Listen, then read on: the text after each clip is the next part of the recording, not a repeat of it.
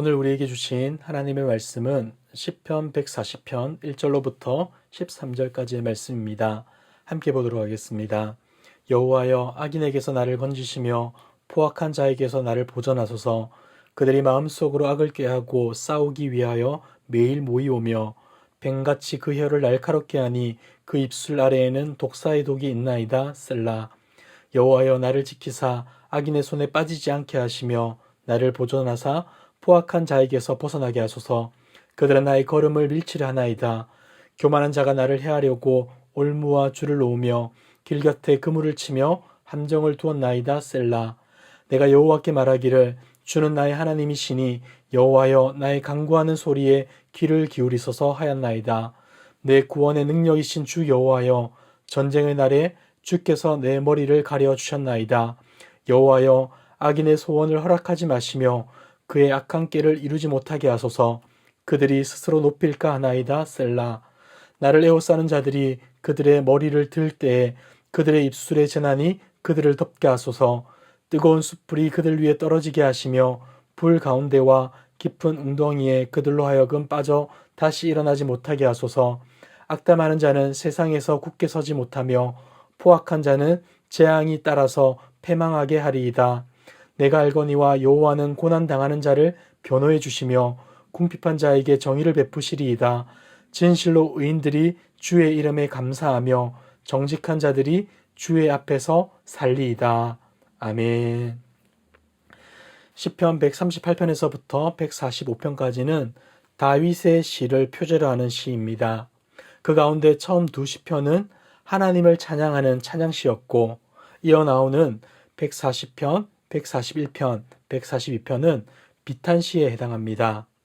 이 세 편의 비탄시는 이스라엘의 초대왕 사울을 대신할 왕으로 선택되어 기름 부음을 받은 다윗이 왕위에 오르기 전 사울과 사울의 추종자들로부터 부당한 핍박을 당할 때 기록된 시입니다.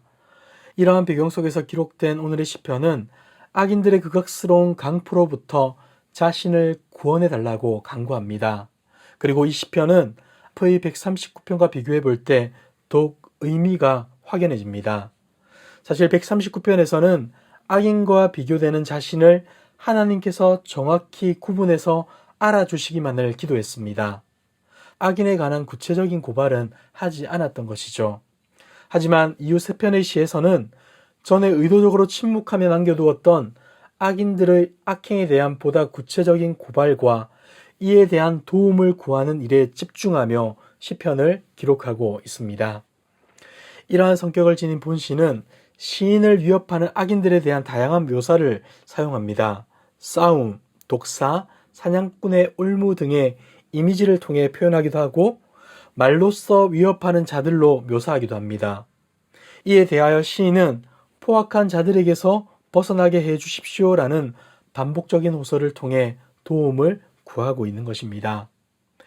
시편 140편은 보통 사연으로 구분합니다. 먼저 1절에서부터 5절까지는 하나님을 향해 악인들의 극악스러운 강포를 고발하며 보다 소극적인 측면에서 자신을 악인들로부터 보호해달라고 간구합니다. 특히 다윗은 악인들이 자신을 해치기 위해 음모를 꾸미고 입술로 악한 말을 하며 더 나아가 행동으로 자신을 압박하여 궁지로 몰아넣고 있다는 사실을 묘사해 줍니다. 이를 통해 자신이 처한 급박한 위기사항을 생생하게 나타내고자 하는 것이죠.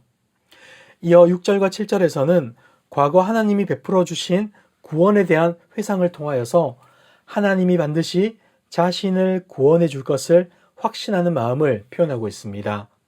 그리고 8절에서 11절까지는 악인들의 소원과 음모는 이루어지지 못하게 하시고 도리어 그들에게 심판이 임하기를 간구합니다.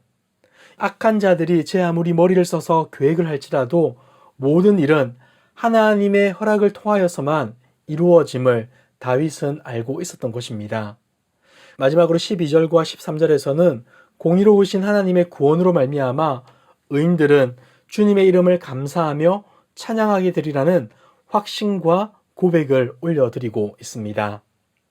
시편 140편은 시인을 괴롭히는 악인들과 그들로 인해 심한 박해를 당하는 시인의 모습을 대조하여 보여줍니다. 시인을 괴롭히기 위한 악인들의 움직임은 활발하고 다양하며 결사적인 데 반해서 여기에 맞서는 시인의 모습은 오직 하나님의 구원을 기억하며 동일한 구원에 대한 확신을 갖고 있는 것이죠. 사랑하는 성도 여러분, 그렇다면 오늘 우리는 이 본문의 말씀을 통해 어떤 교훈을 얻을 수 있겠습니까? 먼저 성도는 어떠한 상황에서도 기도해야 합니다. 가끔씩 우리는 스스로를 강하게 여기고 아무 도움 없이도 잘 살 수 있는 것처럼 착각하며 살아갑니다. 하지만 실상 우리의 모습은 어떠합니까? 하나님의 도우심이 아니라면 언제 어디서 무슨 일을 만날지 모르는 무지한 존재이고 직면하는 문제 앞에서 그것을 해결할 능력이 없는 연약한 자임을 깨닫게 됩니다. 더군다나 악한 세상과 사탄의 세력 앞에서는 힘없이 넘어질 수밖에 없는 존재가 바로 우리인 것이죠. 사랑하는 성도 여러분, 그렇기 때문에 우리는 어떻게 해야 합니까? 바로 항상 하나님께 기도해야 하는 겁니다. 우리의 강함이란 내가 가진 어떠한 것에서 비롯되는 것이 아니라 우리와 함께 하시는 하나님께 있다는 사실을 기억해야 한다는 것이죠. 우리는 스스로의 약함과 무지를 정직하게 인정해야 하며 하나님의 도우심만을 바라봐야 하는 겁니다. 사랑하는 성도 여러분, 직면하는 문제 앞에서 어떻게 살아가고 있습니까? 세상이 주는 답과 인간적인 방편을 찾기에 급급해하기보다 우리의 삶에 참 해답 되시는 하나님께 기도함으로 참된 만족과 기쁨을 누리는 저와 여러분들 되길 주님의 이름으로 축복합니다. 두 번째는 하나님께 온전히 맡기는 삶을 살아야 한다는 겁니다. 우리가 여기서 알아야 할 것은 다윗의 이와 같은 기도가 그의 절망과 나약함만을 드러내는 기도가 아니라는 사실입니다. 오히려 대적들의 위협과 공격 앞에서 자신의 힘으로 맞서기보다 모든 것을 하나님께 온전히 맡겼다는 점을 우리는 주목해야 한다는 것이죠. 자신이 할 수 있는 힘과 보복의 방식이 아니라 하나님의 공의로운 심판을 기대하며 나아갔다는 겁니다. 사실 우리 주변에는 남에게 이런저런 피해를 입었다는 이유로 자신이 하나님이 되고 심판자가 되려는 경우가 종종 있습니다. 가혹한 보복을 행하면서도 그것이 마치 선이고 공이라 여기는 경우도 있는 것이죠. 때로는 세상의 법과 판결이 성에 차지 않아 더욱 가혹한 대가를 치르게 하려는 경우도 있습니다. 여러분, 공의조차도 제대로 시행할 수 없는 연약한 존재가 바로 우리들인 겁니다. 그런데 여러분, 다윗은 지금 어떻게 하고 있습니까? 악한 자들에 대한 심판을 전적으로 하나님께 맡깁니다. 그가 지혜가 없어서 힘이 없어서 이렇게 한 것이 아닙니다. 공의로우시며 유일한 재판관이신 하나님을 믿었기에 이렇게 결정한 것이죠. 여러분, 우리 예수님의 모습을 생각해 보십시오. 예수님보다 더 억울한 사람이 있겠습니까? 그분만큼 분노하고 증오하고 미움을 가져야 할 사람이 또 어디 있겠습니까? 그러나 그럼에도 불구하고 예수님은 이렇게 하셨습니다. 베드로전서 2장 23절입니다.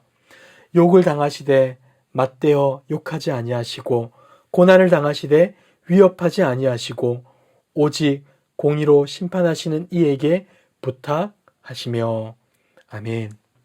사랑하는 성도 여러분, 다윗처럼 예수님처럼 모든 것을 하나님께 맡기는 삶을 살아갑시다. 그리하여 모든 악과 죄와 억울함의 문제 앞에서 분노와 원망과 절망으로 반응하기보다 모든 문제에 해답되시는 하나님께 나아감으로 참된 자유와 만족을 누릴 뿐 아니라 하나님이 이루실 공의와 정의를 볼 수 있는 저와 여러분들 되길 주님의 이름으로 축복합니다. 기도하도록 하겠습니다. 참 좋으신 하나님 아버지, 죄로 죽었던 우리를 구원해 주시고 주님의 은혜와 사랑을 알게 하심에 감사드립니다. 그럼에도 연약하고 무지한 우리의 모습을 고백합니다.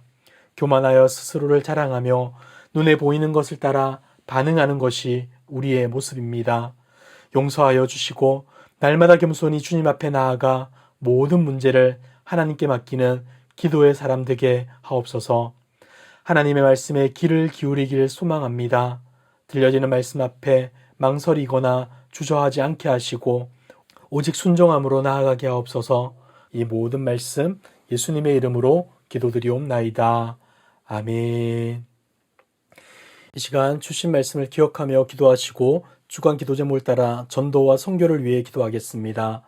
우리 교회가 부산 지역에 추구하는 영혼을 살리는 교회 되도록, 영혼을 품고 끊임없이 기도하며 전도하는 교회 되도록, 우리 교회가 파송하고 후원하는 선교사님들과 세계 선교를 위하여 특별히 우크라이나의 전쟁이 멈추고 회복될 수 있도록 그곳에 사역하는 선교사님들을 위해 기도해 주시기 바랍니다. 우리 교회는 지금 16억 무슬림을 위한 30일 기도 중에 있습니다. 오늘은 19번째 날로 30년 기도 운동을 위해 기도하도록 하겠습니다. 모든 그리스도인들이 무슬림 이웃들에게 그리스도의 산 증인으로 살아갈 수 있도록, 무슬림들에게 평화와 구원을 드러내는 일을 잘 감당할 수 있도록, 어려움 당하는 지역의 무슬림들이 그리스도인 이웃들에게 긍휼과 공감을 경험하고 환대받을 수 있도록 기도해 주시기 바랍니다. 다 함께 합신 기도 제목과 각자 가지고 오신 기도의 제목으로 기도하겠습니다.